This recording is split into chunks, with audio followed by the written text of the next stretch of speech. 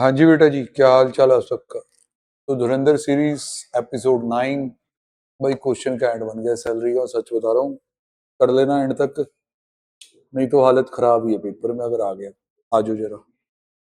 Mister Akash, age 45 years, senior executive at Beta, a private company में बंदा काम कर रहा है।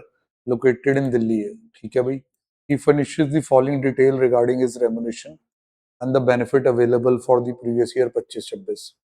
इसमें जी इसकी बेसिक पे 1,20,000 बताई गई है। डीए बोला गया है 40% ऑफ बेसिक, इसमें 50% एंटर करता है। 50% एंटर करता है ऐसा बताया गया। अभी तक कुछ खास नहीं है, मतलब अभी कोई रिटायरमेंट की भी बात नहीं है। चिल्ड्रन एजुकेशन अलाउंस 500 रुपये पर मंथ पर चाइल्ड है, 2 बच्चों के लिए। तो इसमें हमें याद आ जाती है एग्जम्पन्स की, 100 रुपये वाली एग्जम्पन। Chant transport allowance 3,000 per month for commuting between residence and office. Fit बंदे के लिए पूरा टैक्सेबल ही होता है। कहता ये हॉलीडे पे गया शिमला फैमिली के साथ दिसंबर में, बीटा ने फ्लाइट टिकट रिम्बर्स कर दी। आपको थोड़ा इंफॉर्मेशन लगेगा कि क्रूड है, इकोनॉमी क्लास नहीं दिया, नंबर ऑफ मेंबर नहीं दिए। आप आइडिया पे लगा लोगे कि भाई चलो 2 बच्चे हैं, ऊपर लिखा हुआ है, इकोनॉमी क्लास कहाँ से ले आओगे, शायद इतने की जरूरत ही ना हो। आगे आओ तो सही। Recognised provident fund, Beta limited जो कि आपका एम्प्लॉयर है, कंट्रीब्यूट करता है 15% of basic salary and full DA towards RPF. तो आप पिछले क्वेश्चन की तरह देख सकते हैं कि कंट्रीब्यूट करने वाले बेसिक और फुल डीए का 15% कर रहे हैं। आकाश कंट्रीब्यूट करता है इक्वल अमाउंट। आकाश कंट्रीब्यूट इक्वल अमाउंट। तो भाई आकाश का जो ओन कंट्रीब्यूशन है उसका सैलरी में तो कुछ नहीं है, वो तो एटीसी में देखा जाता है। यहाँ तो पंगा पड़ेगा कि भाई ये आरपीएफ है, 12% वाला चक्कर फिर से पड़ेगा मुन्ना। इंटरेस्ट क्रेडिट हुआ 10.5, 9.5 से ऊपर आपको पता है कहानी है। Rent free accommodation is very very special star point भाई, जरूर ध्यान से है। He was provided with a fully furnished rent-free या company-owned accommodation in New Delhi with effect from this date 1/4/24। Sir इसे accommodation 24-25 में मिल गई थी, अभी आप 25-26 में हो ना, तो थोड़ा सा ध्यान से। Furniture was brought by the employer at the aggregate cost of 4 lakh. Furniture की भी बात हो रही है।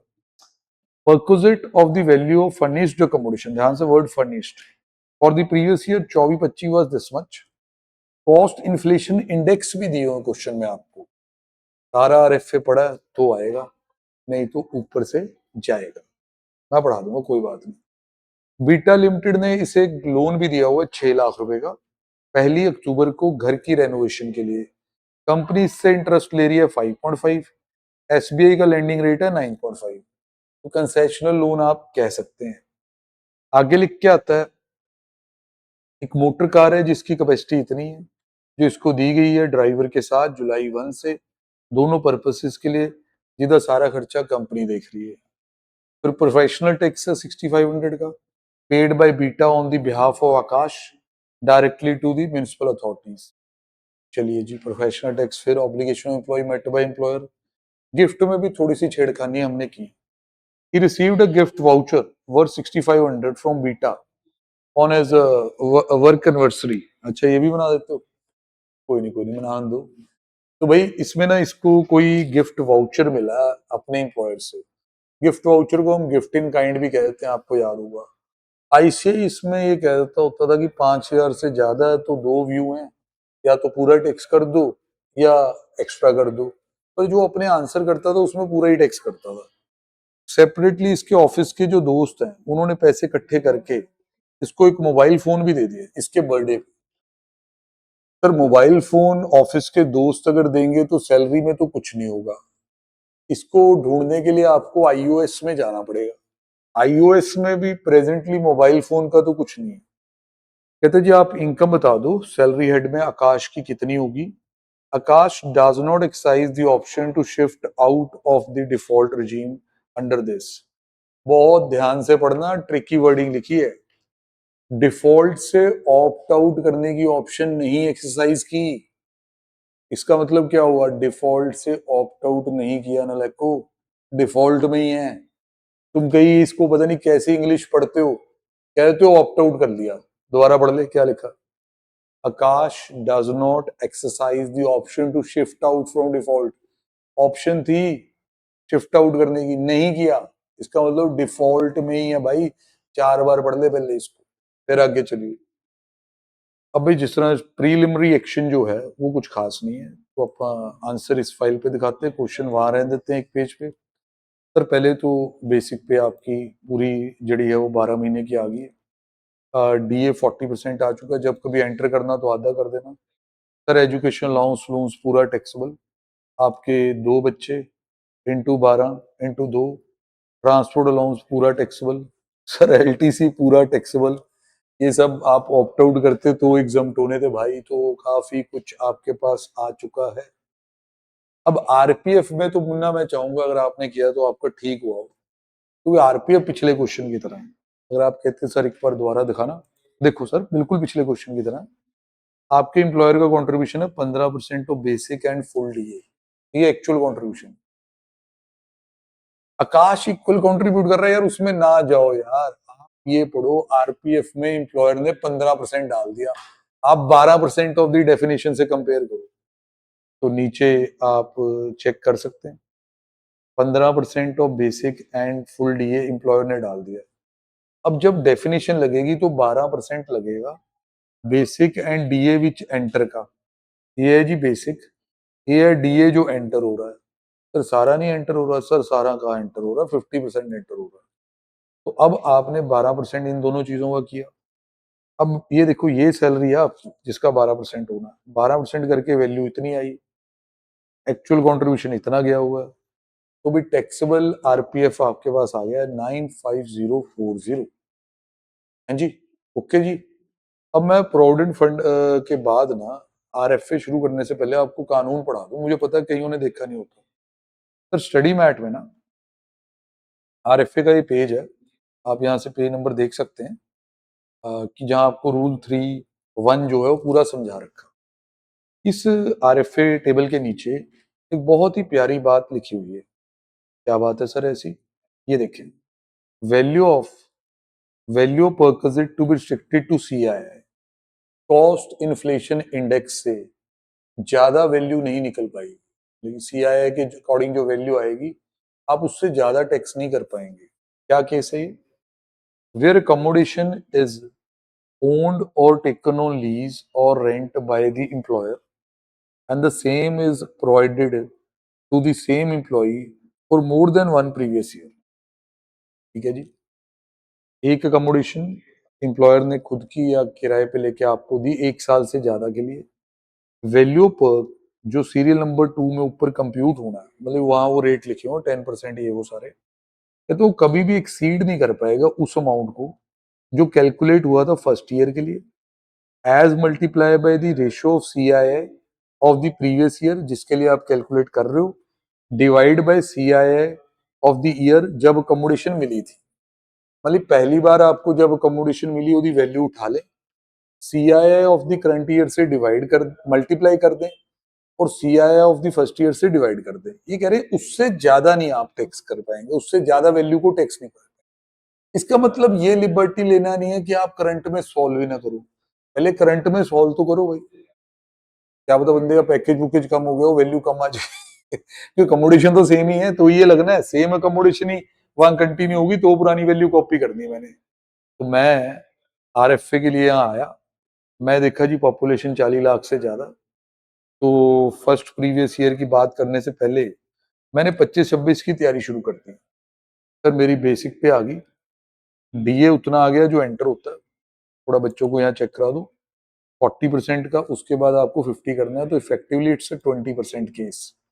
तो डीए वो आ गया, टीए ट्रांसपोर्ट अलाउंस पूरा आ गया, चिल्ड्रन एजुकेशन अलाउंस पूरा आ गया, आपकी एलटीसी भी पूरी आ गई।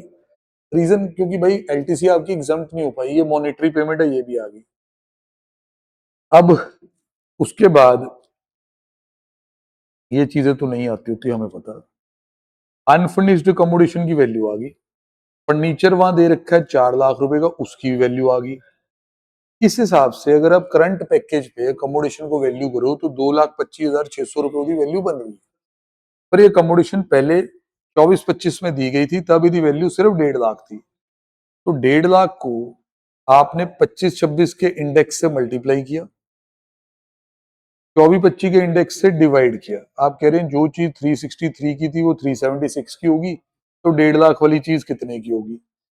पर भारी छूट मिल गई आपको, 2,25,600 पे टैक्स देना पड़ सकता था, और वो कह रहा है इससे ज्यादा पे टैक्स देने की जरूरत नहीं। तो आप चेक कर सकते हैं, जो वैल्यू है अकोमोडेशन के तौर पे वो परोस दी गई है, यहाँ आप चेक करें, देख रहे हैं भाई, बहुत बहुत प्यारा पॉइंट है भाई ये अकोमोडेशन वाला, तो मैं कह रहा हूँ बहुत ही अल्टीमेट पॉइंट है।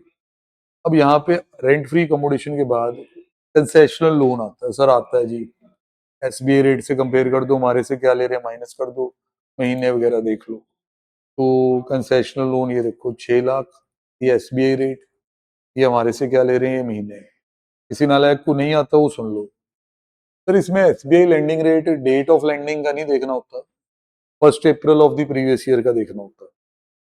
बाकी आपको किस रेट पे मिला वो देखना होता है, 5.5। अमाउंट बीसीआर से ज्यादा होना चाहिए। लोन जी medical treatment of specified disease के लिए नहीं होना चाहिए। वो सारी शर्तें अगर क्लियर हो तो इसे टैक्स कर दिया करते हैं। लोन के बाद जी वहां प्रोफेशनल टैक्स आ गया हुआ, मोटर कार आ गया, सॉरी मोटर कार है जी 1.8 लीटर कैपेसिटी की विद शॉफर वगैरह ये आपको दी गई है, तो इसको जी आपने 1 जुलाई ऑनवर्ड टैक्स कर दिया हुआ है, तो आप वहां देख सकते हैं। ठीक है, प्रोविडेंट फंड वगैरह का मैंने समझा दिया था ना, तो हाँ जी सर प्रोविडेंट समझा दिया, तो इंटरेस्ट रहता है, कोई नहीं वो भी करा दूंगा, 9 महीने के लिए गाड़ी दिखा दें पहले। प्रोफेशनल टैक्स आ गया जी, आपके एम्प्लॉयर के गिफ्ट आ गए जी, 5,000 से ज्यादा पूरी टैक्स कर दिए। यहाँ मना कर दिया कि एम्प्लॉयर नहीं है, सैलरी में नहीं आएगा, कलीग नहीं आएगा यहाँ। अब आप देखो जी क्या बचा, सर आपको वहां ना इंटरेस्ट मिला, आप इंटरेस्ट चेक कर सकते हैं प्रोविडेंट फंड पे, थोड़ा खिसका हो यार इसको, कहाँ है ये रहा, 42,000 का इंटरेस्ट मिला। अब इसमें 9.5 से ऊपर जो चला जाता है वो टैक्स होता है। उसका हमने तरीका बनाया था कि सर हम एक्चुअल रेट से डिवाइड कर देंगे, तो इंटरेस्ट इन एक्सेस ऑफ 9.5 ऐसे निकाल के मल्टीप्लाई कर देगा। अब आप देख लो क्या है वो, यहाँ पे जी आपका जो इंटरेस्ट है वो 9.5 से ऊपर 4,000 रुपये आया हुआ है, चेक एंड कंफर्म, ऐसे ही आता है। एक बार चेक कर लो, वैसे तो सही हो लिखा होगा भाई, ऐसी कोई चेक करने वाली ज्यादा बात नहीं होती। बाकी यहाँ स्टैंडर्ड एक्शन दे दी जाएगी जी, और तो कोई पॉइंट मेरे को लग नहीं रहा कि बहुत औखा है। ट्रैप्स वगैरह जरूर पड़ते हैं, आजो जी ट्रैप्स में 115 बीएसी के कारण काफी मिस्टेक्स हो सकती हैं। पहले तो एलटीसी आप कहीं एग्जाम्प्ट ना करवा लें, मिस्टेक नंबर 1। आप 100 रुपए वाली एग्जाम्शन ना दे दें, ट्रांसपोर्ट अलाउंस में ना चले जाएं, आप 2500 के प्रोफेशनल टैक्स की डिडक्शन ना ले लें। फिर भाई आरएफए वाला रूल ताजा ताजा है, सीआईआई इंडेक्सिंग रूल इतना कॉमन नहीं है कि बहुत लोगों को आता हो। ब्लाइंडली करंट ईयर की सैलरी पे मान लो आरएफए निकाल दिया, और आप ये सब भूल ही गए कि भाई इस पे तो एक कैपिंग है।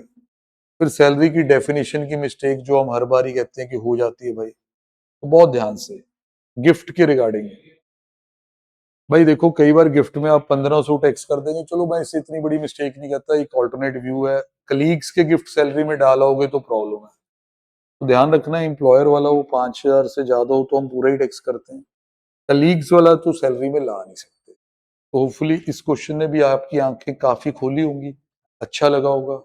कमेंट शेयर लाइक करते रहें, अगली वीडियो में अगला क्वेश्चन डन है जी।